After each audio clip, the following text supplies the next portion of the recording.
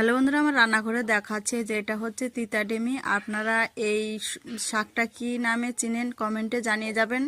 এইটাই আজকে রান্না করছি, কিন্তু এইভাবে রান্না করলে কিন্তু একটুকু তিতা লাগবে না। আর কিভাবে রান্না করছি পুরো ভিডিওটা দেখবেন। প্রথমে আমি দেখুন এই যে তেল দিয়ে দিলাম কড়াইতে তেল দেওয়ার পর তারপরে দিয়েছি শুকনো লঙ্কা, কাঁচা লঙ্কা, আর কয়েকটা দিয়েছি আমি হচ্ছে পেঁয়াজ কুচি একটু হালকা ভেজে নেব। ভেজে নেওয়ার পর দিয়ে দিব একটা ছোট সাইজের বেগুন দেওয়ার পর আমি দিয়ে দিলাম স্বাদ মতো লবণ, হলুদ দিয়ে একটু ভালো করে বেশ করে ভেজে নেব। ভেজে নেওয়ার পর এই দেখুন এই যে বেছে রেখেছি তিতা ডিমি।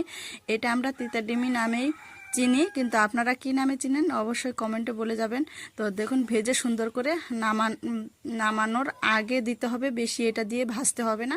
নামিয়ে নিচ্ছি। ভিডিওটা ভালো লাগলে অবশ্যই সাবস্ক্রাইব, লাইক, কমেন্ট করে পাশে থাকবেন। এই শাকটা দিয়ে কিন্তু বেশিক্ষণ ভাজা যাবে না। আপনারাও তাহলে এরকম ভিডিওটা